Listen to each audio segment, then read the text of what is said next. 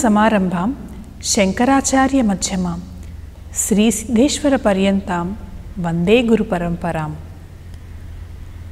మా గురుదేవులు కుర్తాళం శంకరాచార్య జగద్గురు శ్రీ శ్రీ శ్రీ సిద్ధేశ్వరానంద భారతి మహాస్వామి వారి పాదపద్మాలకు నమస్కరిస్తున్నాను. అరుణాం కరుణా తరంగితాక్షీం ధృత పాశాంకుశ పుష్పబాణ చాపాం అణిమాదిభిరావృతాం మయూఖైః అహమిత్యేవ విభావయే భవానీం. లలిత త్రిపుర సుందరి అమ్మవారి పాదపద్మాలకు నమస్కరిస్తూ అమ్మవారి అనుగ్రహం అందరి మీద వర్షించాలని కోరుకుంటూ, అమ్మవారి నామాలలో ఆమె గురించి చెప్తూ నిర్గుణ నిష్కళ శాంత నిష్కామ నిరుపప్లవ అన్నారు. అంటే గుణరహితమైనట్టుగా, గుణాలకు సకల గుణాలకి అతీతమైనటువంటి స్థితిలో, నిర్గుణగా అన్ని కళలకు అతీతమైనటువంటి స్థితిలో నిష్కళ రూపిణిగా అమ్మవారు అనుగ్రహిస్తున్నది. అలాగే అమ్మవారిని శాంత అన్నారు. అంటే శమమును కలిగించున్నది, అంటే సుఖాన్ని శాంతిని అనుగ్రహించేటువంటి అమ్మవారు. త్రిపురోపనిషత్తులో అమ్మవారి గురించి చెప్తూ నిష్కళం నిశ్చలం శాంతం అని చెప్పి అమ్మవారి గురించి వర్ణించారు. శాంతిని అంటే శమముని ప్రసాదించేటువంటి అమ్మవారు. శాంత గురించి చెప్తూ షా ప్లస్ ఆమ్, శామ్ అంటే ఆమ్ అనేటువంటిది అమృతాత్మకమైనటువంటి బీజం, అమ్మవారు అమృత స్వరూపిణి అని చెప్పారు. ఆమె గురించి చెప్తూ సుధాసారాభివర్షిణి అన్నారు. అంటే అమ్మవారు సహస్రారంలో శివశక్తి సమాగం కలిగినటువంటి వేళ అమృత వర్షాన్ని కురిపిస్తుంది. ఎందుకంటే ఆవిడ అమృత స్వరూపిణి. ఆమ్ అంటే అమృత బీజము, అమృతత్వమైనటువంటి స్వరూపం కాబట్టి అమ్మవారు అక్కడ అమృత వర్షాన్ని, జడివానని కురిపించి అనుగ్రహిస్తుంది అని చెప్పారు. ఈ నామాన్ని గనక మంత్రంగా చేస్తే పంచప్రణవాలతోటి ఓం ఐం హ్రీం శ్రీం క్లీం శాంతాయే నమః అని చేయొచ్చు. చేస్తే ఆమె శమమును అంటే సుఖాన్ని, శాంతిని ప్రసాదించడం మాత్రమే కాక ఆమె అనేటువంటి అమృత బీజం స్వరూపిణిగా అమ్మవారిని భావించవచ్చు. అలా భావిస్తే యోగ సాధనలో ముందుకు వెళ్ళి త్వరగా ఆ అమృతత్వాత్మకమైనటువంటి స్థితి లభిస్తుంది అని చెప్పారు. అలాగే అమ్మవారి గురించి చెప్తూ నిష్కామ అంటే కామములు లేని స్థితి, అంటే కోరికలు అనేటువంటి లేని స్థితిలో అమ్మవారు ఉన్నది. అన్నిటికీ అంటే కూడాను అతీతమైనటువంటి స్థితిలో అమ్మవారు ఉన్నారు. అలా కాక ఆమె భర్త కామేశ్వరుడు, ఆమె కామేశ్వరి. సకల కామములకు కూడా ఆవిడే అధిదేవత. ఆమెకు తీరని కోరికలు ఏముంటాయి? అసలు పరబ్రహ్మ చైతన్య స్వరూపిణి అయినటువంటి ఆవిడకు కోరికలు ఏముంటాయి? కాబట్టి ఆమెను నిష్కామ అని అన్నారు అని కొందరు చెప్పారు. అలా కాక మన్మధుడు మరణించాడు.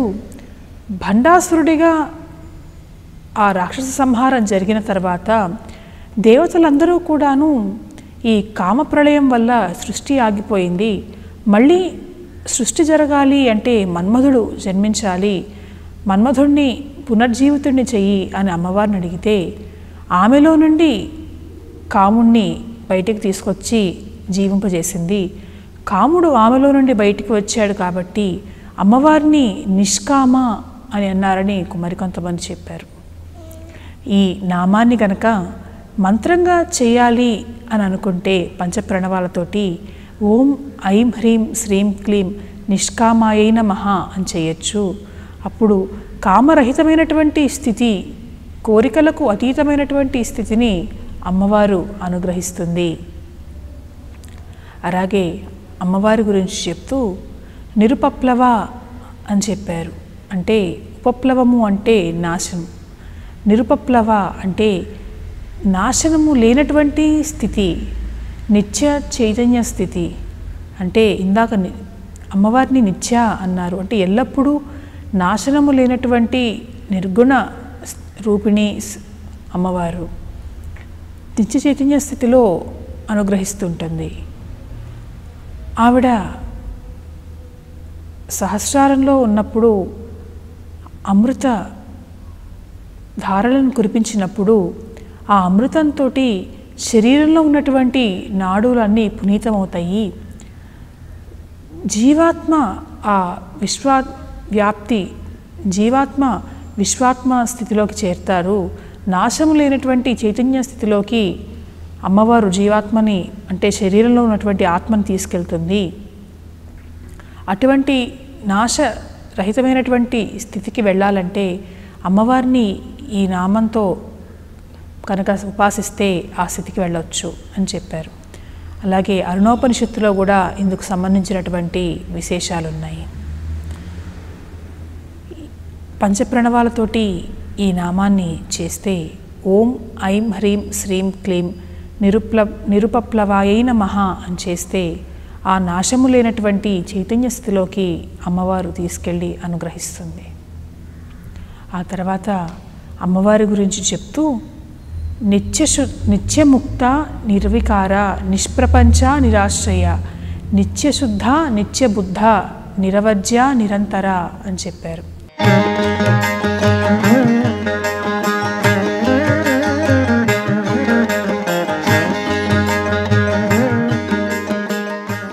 నిత్య ముక్త అంటే ముక్తులైనటువంటి భక్తులు కలిగినటువంటి అమ్మవారు. ఆమె భక్తులకి ముక్తి కలుగుతుంది. అలా కాక ఆవిడే నిత్యముక్తురాలు, మోక్షస్వరూపిణి. ఆమె భక్తులకి అమ్మవారు మోక్షాన్ని అనుగ్రహిస్తుందిట. ఎటువంటి మోక్షాన్ని అనుగ్రహిస్తుంది? ఎలా అనుగ్రహిస్తుంది అంటే సామాన్యంగా ప్రతి వ్యక్తి కూడాను అనేక జన్మలని తీసుకుంటాడు. మోక్షస్థితి రావటం అంటే జన్మరాహిత్యాన్ని, మరొక జన్మని లేకుండా ఉండేటువంటి స్థితి. అటువంటి స్థితిని, జన్మరాహిత్యాన్ని అమ్మవారు అనుగ్రహిస్తుంది లలితాదేవి. ఒక వ్యక్తి మరణించిన తర్వాత ఏం జరుగుతుంది అంటే జంతువులైతే మరణించిన వెంటనే ప్రేతత్వం లేకుండా మరో జంతు గర్భంలోకి వెళ్ళిపోతాయి. మనిషి అలా కాదు. ప్రేతత్వం వస్తుంది మనిషికి. ఆ దశాహాది కర్మ కార్యక్రమాలు అవి చేసిన తర్వాత ఆ ప్రేతత్వం నుండి విముక్తి లభించి తను చేసినటువంటి పాప పుణ్యాల ఫలితంగా స్వర్గ నరకలోకాలకు వెళ్తారు. ఎంత పాపము ఎంత పుణ్యము చేశాడో ఆ కర్మలోని భాగంలో కొంతవరకు స్వర్గ నరకాలలో అనుభవింపజేస్తారు కర్మదేవతలు. కొంత కర్మ శేషాన్ని మిగిల్చి మళ్ళీ జన్మ వచ్చేటట్లుగా అనుగ్రహిస్తారు. అయితే ఎంత పాపం ఉంచుతారు, ఎంత పుణ్యం ఉంచుతారు, ఎంత కర్మను మిగులుస్తారు అనేటువంటిది కర్మదేవతల ఇష్టం. అది ఆ డివైన్లా ఎలా ఉంటుంది అనేటువంటిది మనుషుల ఊహలకు అందదు. ఆ తర్వాత ఆ కొంత భాగం కర్మభాగం మిగిల్చి, కర్మశేషాన్ని మిగిల్చి జన్మ వచ్చేటట్లుగా చేస్తారు. ఎవరికైతే కర్మ ఉండదో, కర్మశేషం ఉండదో వాళ్ళకి జన్మ అనేది ఉండదు.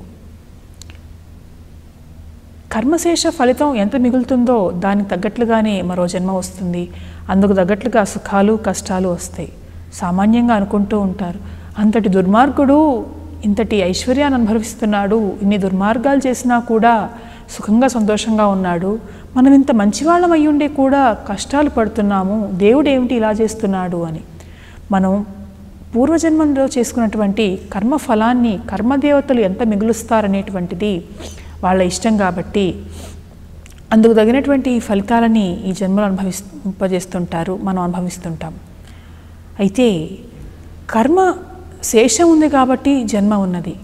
కర్మ శేషం లేకపోతే జన్మ ఉండదు. జన్మరాహిత్యమైనటువంటి స్థితికి చేరుకుంటారు. ఎలా అంటే బ్రహ్మజ్ఞానం ఎవరైతే పొందుతారో ఆ బ్రహ్మజ్ఞానికి కర్మ నశిస్తుంది. ఎప్పుడైతే కర్మ పూర్తిగా నశిస్తుందో మళ్ళీ జన్మ అనేటువంటిది ఉండదు. అంటే బ్రహ్మజ్ఞానం పొందిన వాడికి జన్మ ఉండదు, ముక్తి లభిస్తుంది. మనకి దేవి భాగవతంలో సుకుడి గురించి చెప్పారు. ఈ ముక్తి గురించి చెప్తూ అద్వైతులు తానే బ్రహ్మం అనేటువంటి భావన కలిగి ఈ శరీరమే పరబ్రహ్మం అనేటువంటి భావనతో గనక ఉండి సాధన చేస్తే బ్రాహ్మీభూతులు అవుతారు. అంటే జీవత్వంలో నుండి ఏదో ఒక లోకానికి వెళ్ళటం కాదు, ఏదో ఒక లోకంలో ఉండటం కాదు, బ్రహ్మ చైతన్యంలో కలిసిపోతారు అని చెప్పారు.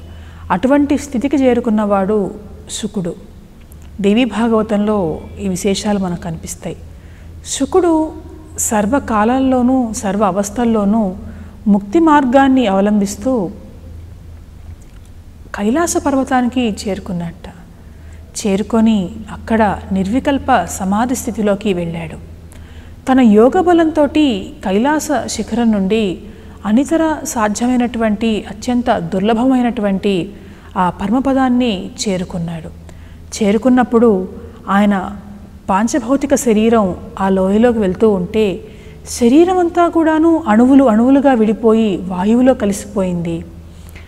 ఆయన చైతన్య స్వరూపమై ఆకాశంలో సూర్యుడి పక్కన మరొక సూర్యుడిలాగా ప్రకాశించాడు. అటువంటి అద్భుతమైనటువంటి బ్రాహ్మీభూతమైనటువంటి స్థితికి శుకుడు చేరుకున్నాడు. విషయం తెలిసింది వ్యాస మహర్షికి. నా పుత్రుడు లేడు ఇంకా అని చెప్పి పుత్రశోకంతో ఆ పర్వత శ్రేణులలో అక్కడ పరిగెడుతూ సుఖ నడుస్తుంటే ప్రకృతి ప్రతిధ్వనించిందిట. అంటే పంచభౌతికమైనటువంటి శరీరం అంతా కూడా ఎగ్జిస్టెన్స్ అనేది లేకుండా ఆ పంచభూతాత్మకమైనటువంటి శరీరం పరబ్రహ్మంలో కలిసిపోయింది. అప్పుడు ఆ వ్యాసుణ్ణి ఓదార్చడానికి శివుడు వచ్చాట. వచ్చి వ్యాస, యోగులకు కూడా అసాధ్యమైనటువంటి ఎంతో దుర్లభమైనటువంటి స్థితిని పొందాడు శుకుడు. అంతటి యోగ స్థితిలో ఆ పరబ్రహ్మ చైతన్యాన్ని చేరుకున్నటువంటి శుకుడు నీ పుత్రుడుగా కలిగినందుకు నువ్వు సంతోషించాలి.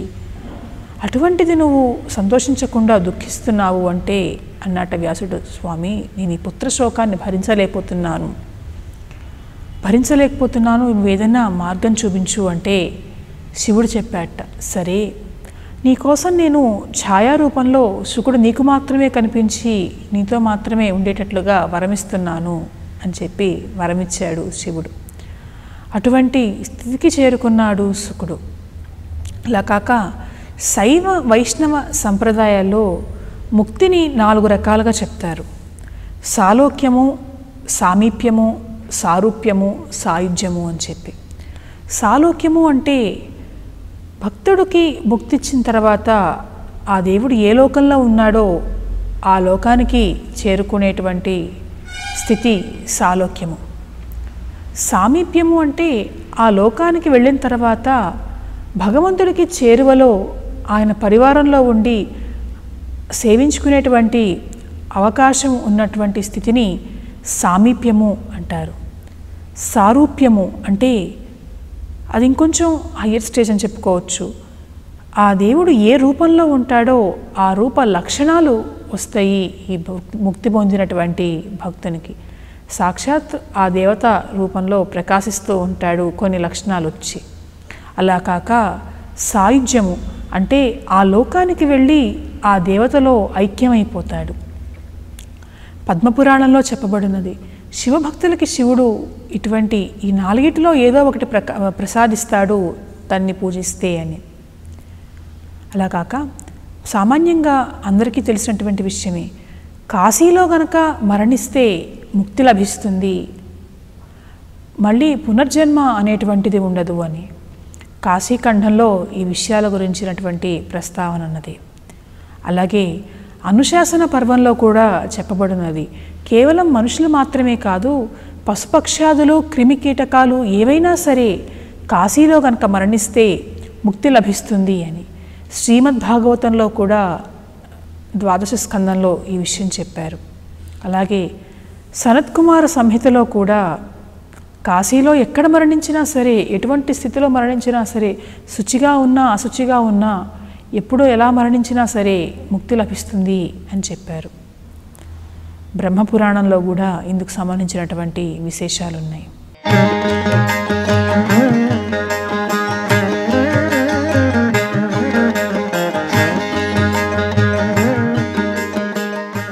కాశీలో మరణించిన తర్వాత ఏం జరుగుతుంది, మరణాంతర విశేషాలు ఏమిటి అంటే కాశీఖండంలో ఇందుకు సంబంధించినటువంటి విషయాలు మనకు కనిపిస్తున్నాయి. మరణించినటువంటి జీవుని ఆత్మని దండాపాణి తీసుకొచ్చి విశ్వనాథుని దగ్గర ప్రవేశపెడతాడట. ప్రవేశపెడితే ఆ విశ్వనాథుని ఒడిలో విశ్రమిస్తాడట. ఇంతలో డుంటి గణపతి వచ్చి నీళ్లు చల్లుతాడట ఆ జీవుడి మీద. అన్నపూర్ణాదేవి వచ్చి మరణ సమయంలో నా బిడ్డ ఇంత వేదన పడ్డాడే అని చెప్పి ఆ వేదన పోగొట్టడం కోసం తన పవిట చెంగుతోటి ఆవిడ గాలి వీస్తుందిట. ఆ తర్వాత సాక్షి గణపతి వచ్చి ఈ జీవుడు చేసినటువంటి పాపము పుణ్యము ఎలా ఉన్నాయి ఏమిటి అనేటువంటివి చెప్తారట. అంటే ఇందాక మనం చెప్పుకున్నట్లుగా పాపపుణ్య కర్మ శేషం ఉంటే జన్మ లభిస్తుంది. అవి పూర్తిగా పోతేనే జన్మరాహిత్యం ఉంటుంది, మరొక జన్మకి వెళ్ళరు. మరి ఈ మరణించిన జీవుడికి సాక్షి గణపతి వచ్చి పాపము పుణ్యము, ఇంత పాపం చేశాడు, ఇంత పుణ్యం చేశాడు, ఇంత కర్మ శేషం ఉన్నది అని చెప్తాడు కదా. మరి జన్మరాహిత్యం ఎలా లభిస్తుంది అంటే కాలభైరవుడు వస్తాడట. వచ్చి ఈ జీవుడితోటి సూక్ష్మ శరీరంతో కొద్ది క్షణాల సేపు ఎంతటి కర్మ మిగిలిన్నదో అంతా కూడా అనుభవింపజేస్తాడట. ఆ కర్మ మొత్తం పోతుంది. ఎప్పుడైతే ఆ జీవుడు తన సూక్ష్మ శరీరంతో ఈ కర్మ శేషాన్ని మొత్తం అనుభవిస్తాడో, కర్మ అనేది లేకుండా ఉంటుందో, ఆ స్థితికి వస్తాడో, అప్పుడు శివుడు ఆ జీవుని కుడి చెవిలో ప్రణవం చెప్తాడు. ఆ ప్రణవం చెప్పిన తర్వాత ఆ జీవునికి ముక్తి ఇచ్చి సాయుధ్యాన్ని ప్రసాదిస్తాడు, తనలో కలిసిపోయేటట్లుగా చేస్తాడు. అలా కాశీలో మరణించిన ఎవరికైనా సరే ముక్తి లభిస్తుంది అని చెప్తారు. మామూలుగా అయితే కర్మశేషం ఉంటే ఎన్నో జన్మల్లో అనుభవించాలి కదా. కాలభైరవుడు కొద్ది క్షణాల్లో అనుభవింపజేశాడు కదా సూక్ష్మ శరీరంతో, జీవుని యొక్క సూక్ష్మ శరీరంతో. ఎలా అంటే ఇటువంటి సంఘటనే కృష్ణుడు కూడా ఒక భక్తుని విషయంలో చేసినట్లుగా మనకు కనిపిస్తుంది. ఒక భక్తుడు బృందావనంలో కృష్ణుని కోసం తపస్సు చేశాడు. కృష్ణుని కోసం తపస్సు చేస్తే కృష్ణుడు ప్రత్యక్షమై, నాయనా నీకు ఏ వరం కావాలి కోరుకో అని అడిగితే, స్వామి నాకు ముక్తిని ప్రసాదించు అని అడిగాడు.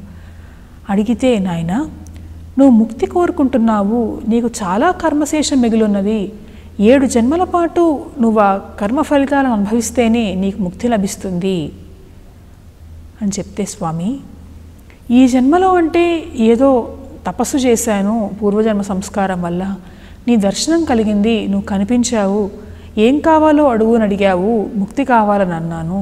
కానీ 7 జన్మలు అంటున్నావు, 7 జన్మల తర్వాత కూడా ముక్తి వస్తుందంటావా? ఎందుకంటే ఈ జన్మలోనే నేను 7 జన్మలకు సరిపడినటువంటి కర్మ ఫలితాన్ని అనుభవించాలని చెప్తున్నావు. మళ్ళీ నేను ఇంకొక జన్మ తీసుకుంటే నీ భక్తుడిగా పుడతానో లేదో నాకు తెలియదు, ఒకవేళ పుట్టినా ఇంత తపస్సు చేయగలుగుతానో లేదో నాకు తెలియదు, నిన్ను ప్రత్యక్షం అయ్యేటట్టుగా మెప్పించగలుగుతానో లేదో నాకు తెలియదు, అప్పుడేం జరుగుతుందో తెలియదు, ఏమీ తోచని స్థితిలో ఉన్నాను, నాకు ఎలాగైనా సరే నువ్వు వచ్చి దర్శనమిచ్చావు, అడిగావు, ముక్తి కావాలి అన్నాను, ముక్తి వచ్చే మార్గం చూపించు స్వామి అని అడిగాట. అడిగితే కృష్ణుడు సంతోషించి, నాయనా నీ నిష్టకు నేను సంతోషించాను, నిజమే నీకు కర్మ శేషం చాలా మిగిలి ఉన్నది, 7 జన్మల పాటు నువ్వు అనుభవించాల్సినటువంటి కర్మ ఫలితం ఉన్నది, దాన్ని నువ్వు ఇంత కోరావు, నన్ను ఇంత తపస్సు చేశావు, నన్ను మెప్పించావు కాబట్టి 7 రాత్రులలో అనుభవించేటట్లుగా చేస్తాను, నీకు 7 రాత్రులు 7 రకాలైనటువంటి స్వప్నాలు వస్తాయి, 7 జన్మలలో నువ్వు ఏ పాపాన్నైతే, ఏ కర్మ ఫలితాన్నైతే, కర్మశేషాన్ని నువ్వు అనుభవించాలో అది ఈ స్వప్న రూపంలో అనుభవిస్తావు, అప్పుడు అనుభవించవలసినటువంటి బాధ అంతా ఇప్పుడు అనుభవిస్తావు కాబట్టి నీకు 7 జన్మలు అనుభవించాల్సినటువంటి కర్మ పోతుంది, ఎప్పుడైతే పూర్తిగా కర్మ పోతుందో అప్పుడు నీకు ముక్తి లభిస్తుంది అని చెప్పాడు కృష్ణుడు.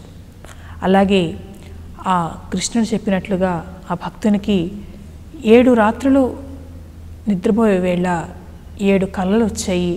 ఆ 7 కళలలో 7 జన్మల్లో చేసినటువంటి 7 జన్మలలో అనుభవించాల్సినటువంటి కర్మ శేషాన్ని ఒక్కొక్క జన్మకి ఒక్కొక్క రాత్రి చొప్పున 7 రాత్రులలో అనుభవింపజేశాడు కృష్ణుడు. ఆ తర్వాత ఆ వ్యక్తికి ముక్తిని అనుగ్రహించాడు. అలా భగవంతుడు తలుచుకుంటే చేయవలసినటువంటి సాధన చేసి భగవంతుని కనుక మెప్పిస్తే కర్మ ఉంటుంది, నిజమే, కర్మ ఉంది కాబట్టి ఈ జన్మ లభించింది. కష్టాలు వస్తున్నాయి, కష్టాలు మన పూర్వజన్మల్లో చేసుకున్నటువంటి కర్మ వల్ల వస్తున్నాయి. అంటే ఈ కర్మను పోగొట్టుకోవాలి, కష్టాలు పోగొట్టుకోవాలి, జన్మరాహిత్యం పొందాలి. అది ఒక మహాదేవత అనుగ్రహం లభిస్తేనే మనకి త్వరగా చేరుకోగలుగుతాం. ఎలా అయితే కాశీలో మరణించినటువంటి వాళ్ళకి శివుడు ముక్తినిస్తున్నాడో, ఇప్పుడు బృందావనంలో కృష్ణుడు ఏ రకంగా ముక్తినిచ్చారో చెప్పుకున్నాం. అలానే లలితాదేవి తనను పూజించిన వారిని, తన కోసం తపస్సు చేసి తనను మెప్పించిన వారికి ముక్తిని, మోక్షాన్ని అనుగ్రహిస్తుంది. ఆమె భక్తులకి ముక్తి లభిస్తుంది. ఆవిడే నిత్యముక్తురాలు, మోక్షస్వరూపిణి. తన మణిద్వీపానికి తీసుకెళ్తుంది, తనలో ఐక్యమయ్యేటట్లుగా చేస్తుంది, లేదా పరబ్రహ్మ చైతన్యంలో కలిసిపోయేటట్లుగా అనుగ్రహిస్తుంది.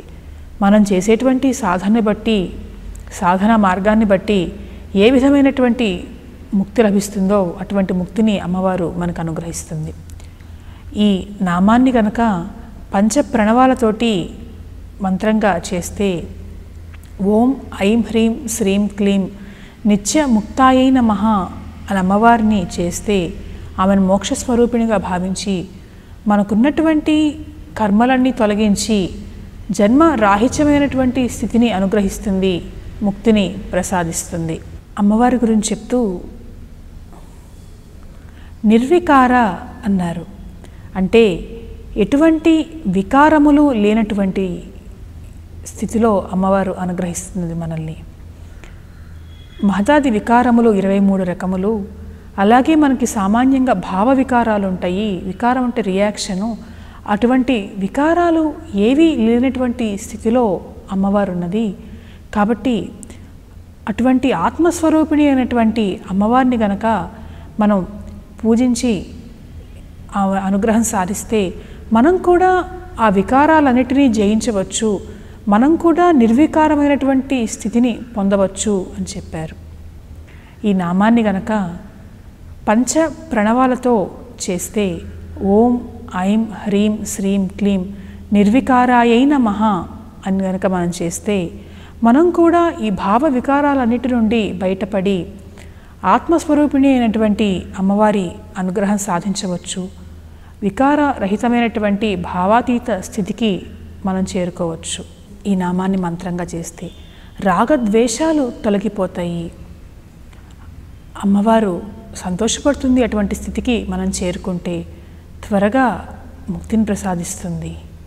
అంటే ఏది అడిగితే అది ప్రసాదిస్తుంది ఆ లలితా పరమేశ్వరి. ఆ తర్వాత అమ్మవారి గురించి చెప్తూ నిష్ప్రపంచ నిరాశ్రయ అని చెప్పారు. అంటే నిష్ప్రపంచ అంటే ఏమిటి, ఆ నామంలో ఉన్నటువంటి విశేషాలు ఏమిటి అనేటువంటి విషయాల్ని వచ్చే ఎపిసోడ్లో చెప్పుకుందాం. స్వస్తి.